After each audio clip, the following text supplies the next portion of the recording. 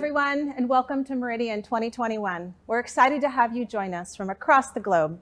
We're virtual again this year, but we're already looking at ways to reunite in person soon, and earlier than November of next year, so stay tuned. That said, the virtual nature of our conference is a reminder that things are still changing and developing, and maybe aren't as simple as they once were.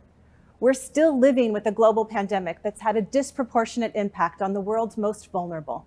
In a time where economic instability and financial insecurity are very prevalent, communities around the world are looking for ways to protect what they have and build resilience. Throughout the past 2 years, we at the Stellar Development Foundation have taken time to reflect on our work and how best to accomplish our mission, creating equitable access to the global financial system.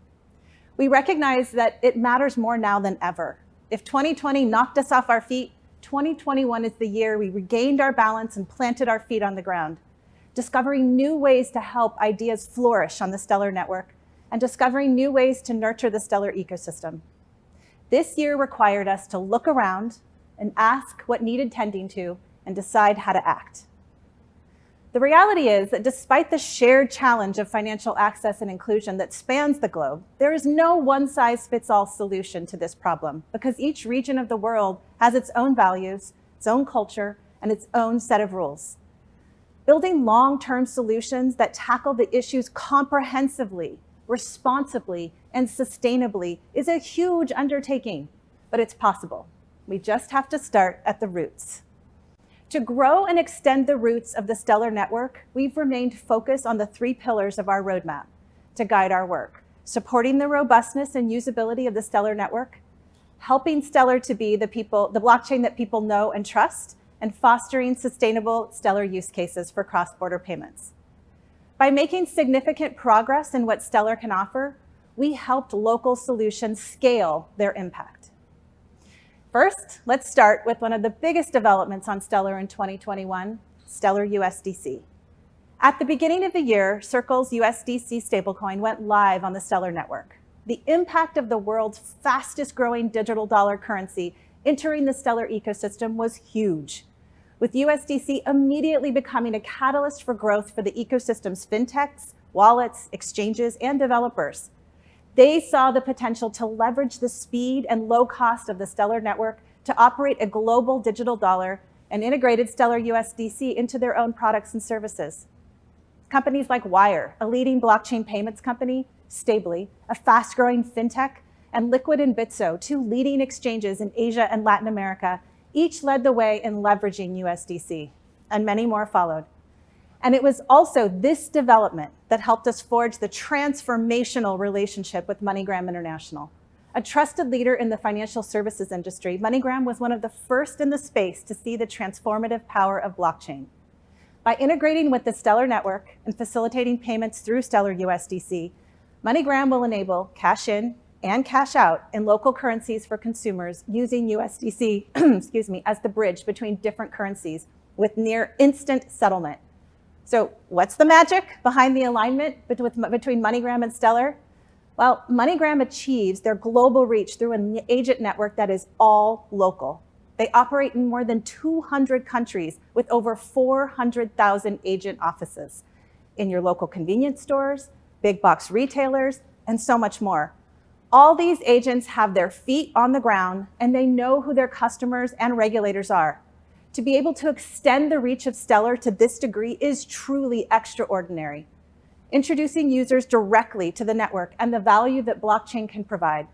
This partnership creates a local fiat entry and exit for blockchain that is crucial to the growth of the ecosystem, the growth of local use cases, and our mission of expanding financial access. The power of Stellar is that it is built for interoperability, connecting traditional and digital rails and reducing the friction that exists in today's financial infrastructure. The MoneyGram relationship is a great example of our focus on bridging those 2 worlds. And you'll see us continue to put our attention into interoperability because it is the only way to branch out even further. Also, the Stellar Anchor network has grown this year, with at least 10 new anchors joining the ecosystem and building new payment corridors, expanding Stellar's reach to different geographies. For example, longtime ecosystem partner Tempo and fintech company ARF established a new corridor between Europe and the Philippines, facilitating the movement of Stellar USDC to a local payout partner in the Philippines. And African fintech Flutterwave also established new remittance corridors on the Stellar network, working with Tempo to simplify payments between Europe and Africa with Stellar USDC. Anyone can build new solutions on Stellar. It's easy, it's fast, and you don't need anyone's permission. That's the beauty of an open network. That said, we're constantly energized to work with companies whose mission align with ours. To witness what these businesses are capable of when equipped with the right support and resources is one of the reasons we work so closely with the ecosystem. One way we do this is through the Enterprise Fund. It's a venture-style fund for growing the network that we established in 2019. This year, we've invested over $65 million in 8 different companies, exceeding our goal of 1 investment per quarter.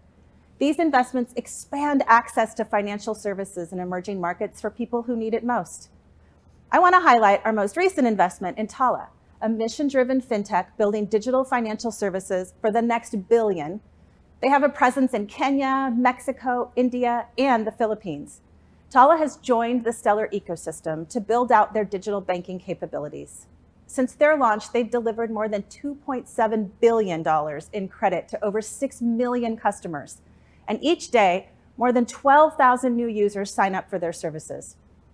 Now that Tala plans to harness the Stellar network and expand product offerings into stablecoins, such as Stellar USDC, they're well on their way to improving the speed and cost of financial services for underbanked populations. Companies at various stages of maturities should have opportunity to bring value to the ecosystem. So in addition to the Enterprise Fund, we launched offshoots to diversify our funding. First, we have the Matching Fund, where SDF matches investment raised from outside investors for earlier stage companies. And then second, are research and development grants for companies creating minimum viable products and proofs of concept to bolster the network's capabilities. Through these channels, we're now able to nurture businesses of all sizes that help them more closely rooted communities. But the way we're cultivating growth don't stop there. We've also been keenly focused on activating communities of developers and entrepreneurs at the front lines of building local solutions. And one way we engage is through education. SDF collaborated with over 50 universities and 10,000 students to host workshops and hackathons for a total of 70 events around the globe this year. The vitality we've felt engaging leaders of the future led us to formally launch Stellar Next Gen, our initiative to collaborate with universities and educational groups. Initiatives like these are crucial to nurturing more inclusive communities in the industry. We need every perspective to harness the power of Stellar and sprout new blockchain-oriented ideas. Diverse builders can address the needs of the communities they know best. Speaking of communities, one of community favorites is Stellar Quest, a gamified coding experience that teaches people how to use the Stellar tech stack. In just a year, it's been played in nearly every country, generated over 2,700 unique accounts, and issued more than 18,000 badges for challenges completed. It's a perfect example of how an educational experiment turns into a blossoming community of developers. And of course, there's the Stellar Community Fund. Our current iteration has seen a record-breaking number of entrants. In a way, SCF is the epitome of building local solutions that scale globally. Ecosystem participants like Lightmint, an NFT marketplace, CoinQuest, an enterprise payment platform, and Leaf Global FinTech, a digital wallet bringing financial services to refugees, have all won previous rounds, using their winnings and community feedback to grow their ideas into thriving businesses.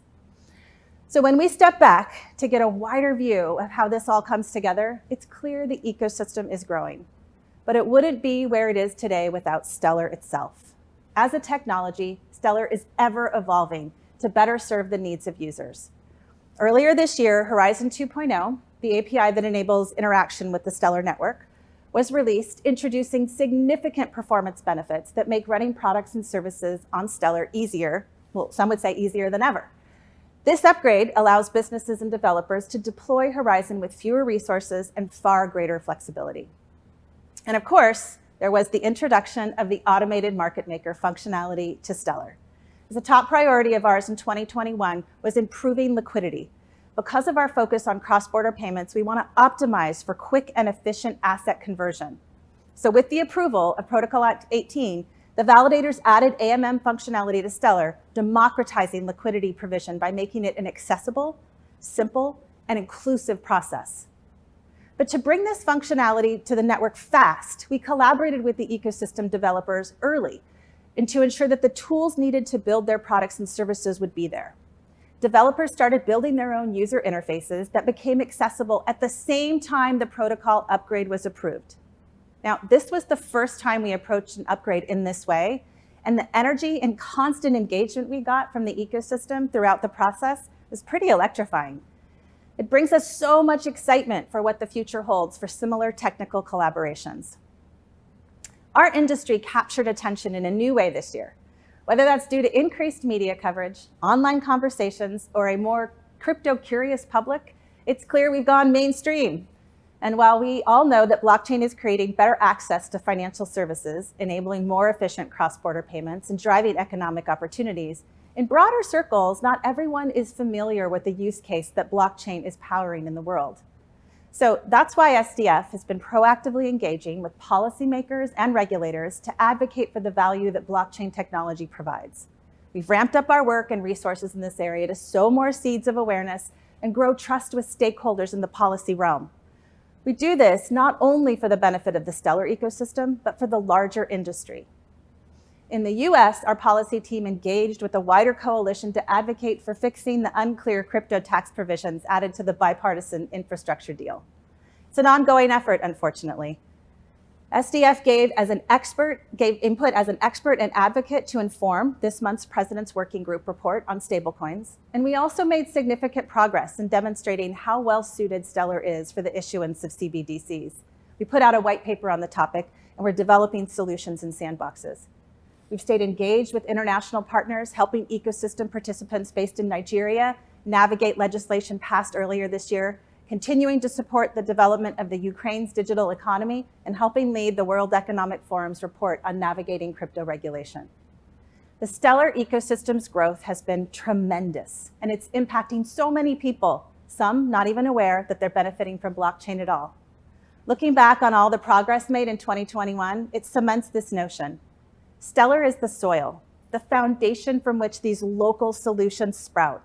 Some are wildflowers in bloom, climbing ivy, or sturdy oaks, but no matter what these solutions look like or where they grow, they all have the capacity to bloom, to cross-pollinate with one another, and find their place in a diverse and thriving ecosystem. Meridian is such a special time of year because it lets us reflect on why we believe in this network and why we're building these solutions in the first place. So that as they scale globally, they'll be able to make a difference in the lives of those who need them the most.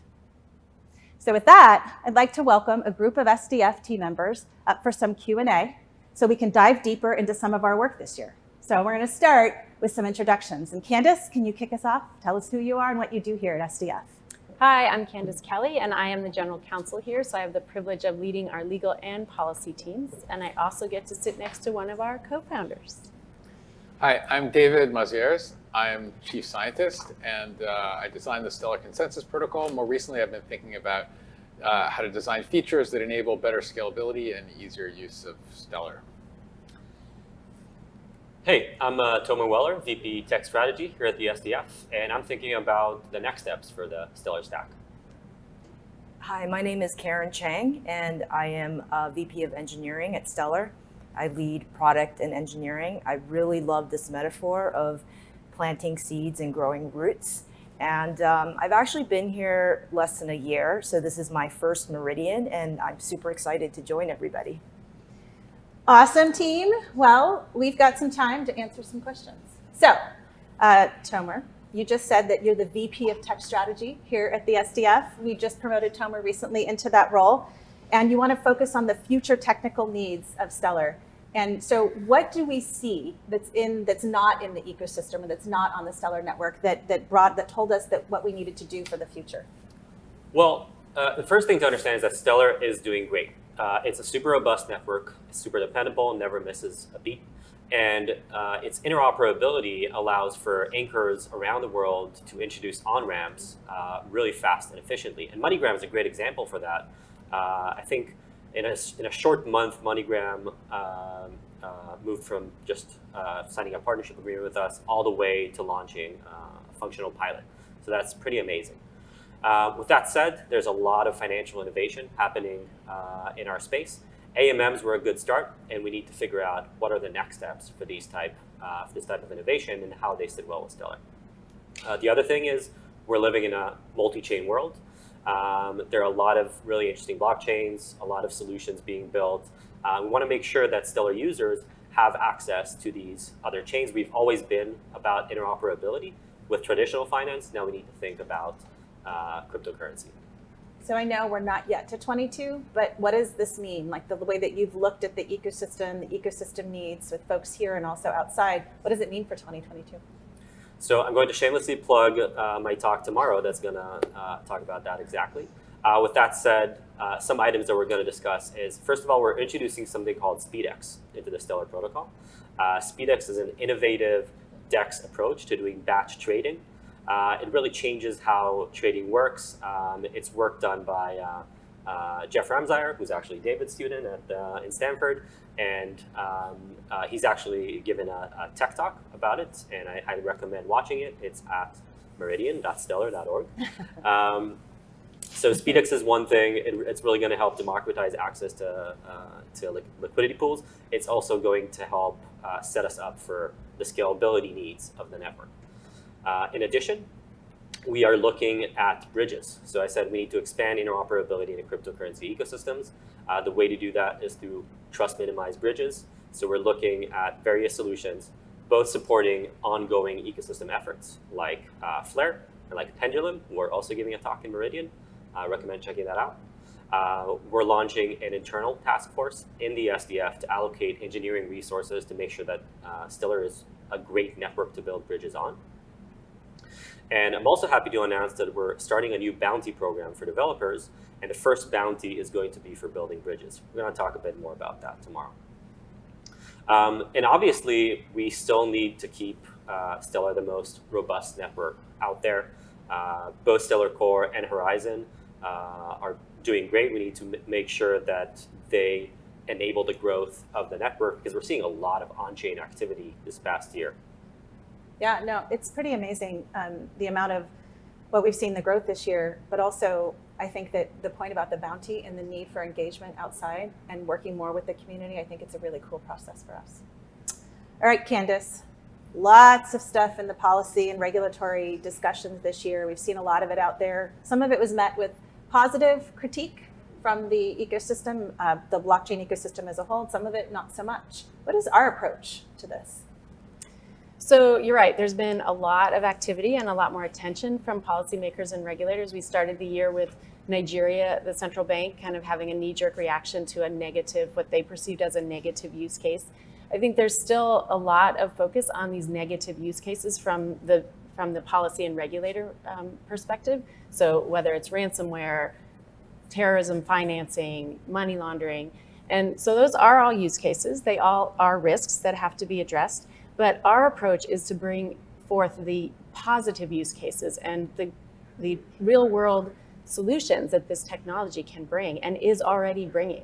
So we lead with those use cases, which is a great opportunity for us to talk about all of the things that are going on in the ecosystem, as it's our partners who are building on Stellar, creating those solutions, and then making sure that folks understand these solutions are happening right now, and with clearer regulations, the sky's the limit. We really could leverage this technology and solve a lot of problems.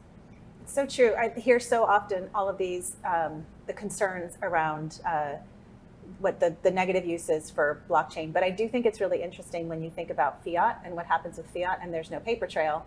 But yet with blockchain, it's an immutable record. It's out there. So even in the bad use cases, there's value to regulators and policymakers on that. When you talk about engaging with regulators and policymakers, what does that mean?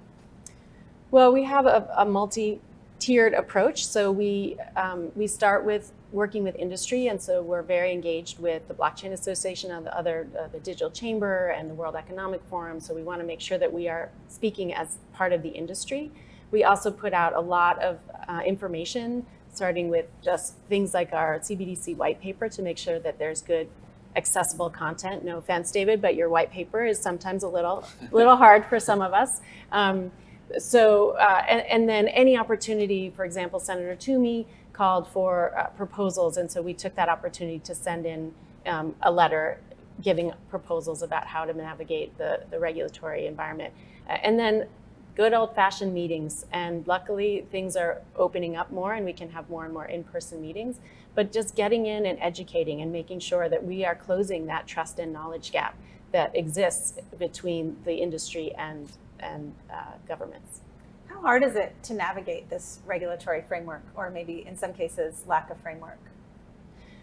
Well, it's not easy, but that's why we're all here, because it's a dynamic environment, and it's challenging and interesting, and because we're motivated by the change that this technology can bring and the problems we can solve.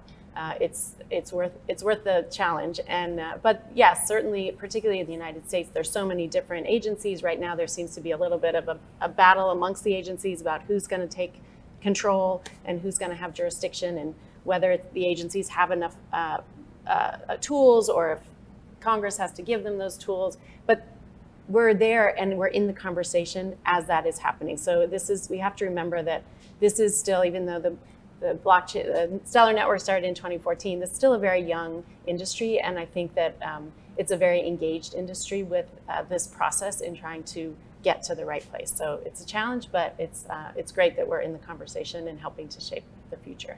Yeah, no, I agree with that. David, one of the things that we hear all the time discussed is whether or not Stellar is decentralized. This is an interesting question from a technical standpoint, and obviously also from a regulatory standpoint, because there seems to be lots of focus on it from a regulatory standpoint as well. So I know that this topic is near and dear to your heart. What is unique about Stellar from the decentralization standpoint? Right. So I guess, like most blockchains, the operation of the network itself is decentralized in the sense that there's no entity that's sort of critical to its functioning. And we had an unfortunate test of this back in April when the Stellar Development Foundation's validators went down, and the network continued to process transactions. Some people thought it was unreachable because they were trying to contact our servers, but the fact is that there were other servers out there, and we showed that the network went on without us. Now, what's different between Stellar and most other blockchains is that Stellar was built from the ground up to be a multi-asset blockchain, and specifically to be a great blockchain on which people trusted known entities could issue assets. And so that means that where most blockchains use mining to do consensus, we use a different approach, which is my Stellar consensus protocol, which is based on the assumption that different known entities who are issuing assets will want to agree with one another. And so what that means is that sort of your clout in the network in terms of governance can derive from the assets that you're issuing and the value of those assets, not just sort of whether you own a bunch of mining rigs or have a bunch of the native cryptocurrency, which would be the case in a mining system based on proof of work or proof of stake. So is Stellar decentralized? Yes, it's decentralized both in the operation of the network, but also in the sort of governance and the issuance of assets. And like if you issue an asset, you can have a say in the network without the need to also have a mining operation. And you have that say through?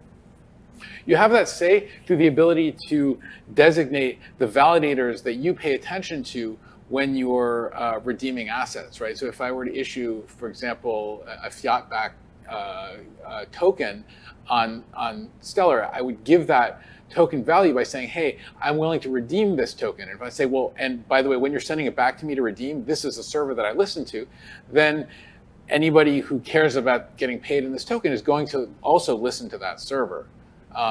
And so as the asset issuer, I have the ability to designate that. Whereas on a mining-based blockchain, I don't have that control, right? I'm just trusting that anonymous miners who are potentially incentivized by mining rewards will do the right thing, will continue to obey the protocol. And ideally, when they do protocol upgrades, will also protect my interests because I'm a part of the ecosystem. But that's not under my control. I just kind of have to hope that they'll care about what I care about. Yeah, so decentralization is obviously really important to us, not just because of the folks that out there that care about it from a regulatory standpoint, but just about that's what makes the network work from the standpoint of having this trustless environment out there that folks can depend on. And I guess it's not just decentralized, but decentralized kind of in the right way, in that there's a bunch of people with clout, and the clout can derive from the actual value you're adding to the network, as opposed to some proxy for that, which might be inaccurate, which is like how much you participate in mining, which would be the case in a more traditional blockchain. Yeah.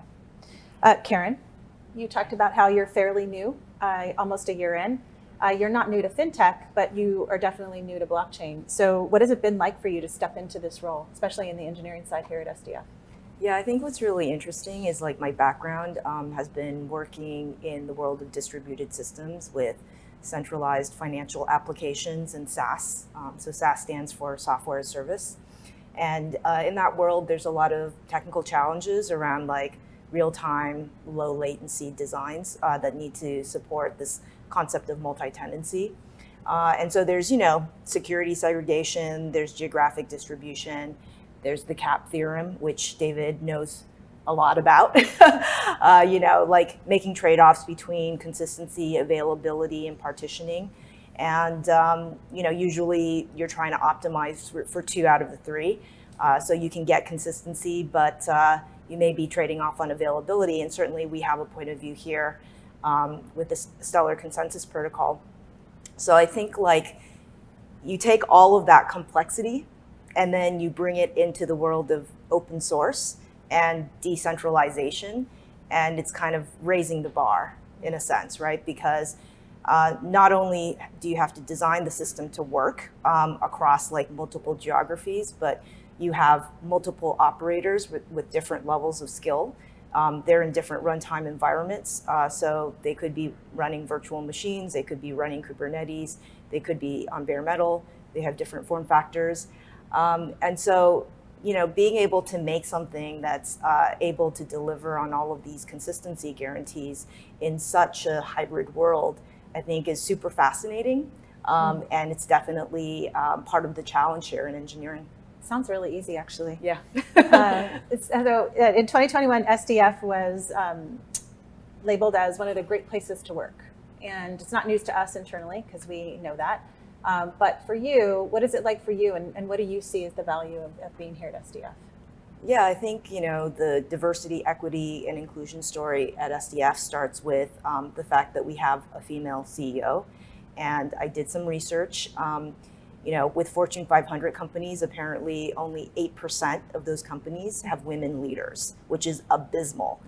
And there was some headlines trumpeting the excitement around how, that had been like an increase of 2% since 2019. So it was at 6% in 2019. Yay. Yay. And, I think taking in conjunction the fact that we have a female chief, legal counsel, as well as a female VP of engineering, the likelihood of that happening in another company is pretty low. So I think we are a low probability type of configuration. And so we're a unicorn. And that kind of leadership cascades down into the culture and values of SDF. In engineering, we really value things like openness, inclusion, transparency, autonomy, really developing that empathy muscle and caring about our users, right, at the edge of the network and what they're trying to do in the network. And it translates into the way that we actually self-organize at SDF. We just went through this process in the last quarter with Tiger Teams. And the Tiger Teams basically engaged almost every employee at SDF to talk about the different dimensions of strategy that's really important for the next year. So in the quarter, they met, they did research, they debated, they ideated, they baked ideas, and at the end, they all came up with proposals and positions that we are going to take away as a leadership team and build the strategy for the next few years. And so I just think diversity is really cool at SDF because I can see it in action. And I think it's really represented by everybody actually on this panel. We come from such different backgrounds, nonprofit. I come from a commercial background. We've got folks from academia and government. Yeah. I like thinking about us as a unicorn. Yeah. Of different sorts. We're a unicorn. What could we do better? Well, I prefer to talk about what, we're already putting into action, right? So I think we can all do better in tech and being able to actually recruit a diverse workforce. And so at SDF, the way we're approaching that problem is taking a more expansive view of pedigree, right? So where in Silicon Valley, it's really important in some companies to recruit from the FANGs, and that stands for like the Facebook, Apples, Amazons, Netflix, Googles of the world. And it includes, certain academic backgrounds and degrees. And although I think those are really important signals, it's not the whole picture of a candidate. And so from a recruiting standpoint, I'm kind of more interested in the narrative of, the different roles that someone has had over their career, right? So it's the transitions and why they made those decisions and what does it say about their curiosity, their initiative, their kind of appetite for risk and entrepreneurship. And so I think that's kind of our work here is like, to be inclusive and expansive and find those other unicorns. Yeah, and I think it's important for us to think about that from the ecosystem standpoint too, which is one of the Tiger teams this year was focused on how we can be more inclusive and focus on that for growing the ecosystem and bringing other players into it. David, there's a lot of focus around sustainability and sustainability in blockchain in particular. I wanted to ask you, what are your thoughts with respect to Stellar and sustainability and just the topic generally? So I think that there are two kinds of sustainability that you actually want to talk about in the blockchain space. One is just kind of energy and kind of ecological sustainability. What is your carbon footprint? And the other is economic sustainability. So, so Stellar does not do mining. Right, our validators, they just need to compute a few digital signatures for every block. It's essentially a trivial amount of computation. And by contrast, the proof of work blockchains consume an enormous amount of energy. In fact, the security of those blockchains is based on the fact that so much energy is being consumed in order to mine new blocks. So in that sense, of course, we're much more sustainable from an energy point of view. We could quibble that some of the proof of stake blockchains, because they have anonymous miners, need, sort of thousands of validators, whereas we need dozens. But the truth is both of those are kind of in the noise compared to proof of work.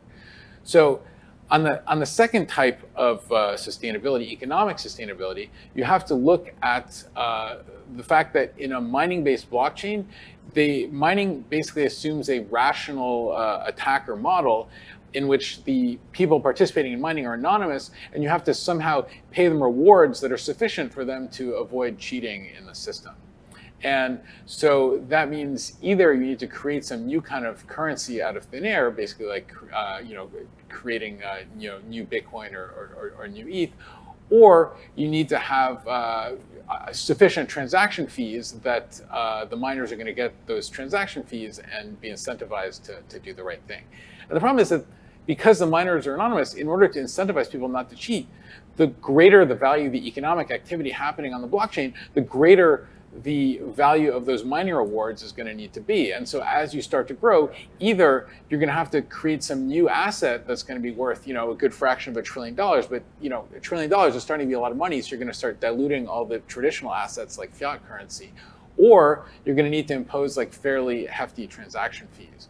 And again, because we don't have mining, we just don't have that problem, right? All of our validators, they're known entities, right? They have cloud in the network because people trust them and have extrinsic reasons to trust them, like they are, also involved in issuing a token people trust and are hoping to redeem, or they are a regulated entity, right? We can leverage these other mechanisms we have to trust the validators without needing to basically pay them to do that. It's such an important thing for the ecosystem and for its growth, the sustainability on both cases. We actually have to wrap up. I'm super bummed because I had so many things, but I do want to give you guys each just like 10 seconds. What are you excited about in 2022? Tomer. I'm excited about interoperability with the rest of the cryptocurrency world. Karen. Same exact answer. And I've actually been given a challenge by Mark Heyman, who's our VP of BD, to be able to onboard anchors in less than 2 weeks. David. I'm excited about CAP 21 and how it's going to enable things like payment channels. And I would like to plug Lee McCullough's talk on Starlight at meridian.stellar.org on the Tech Talks tab. Candace. I'm excited about partnering both internally and externally on new and creative ways to support the growth and development of the ecosystem.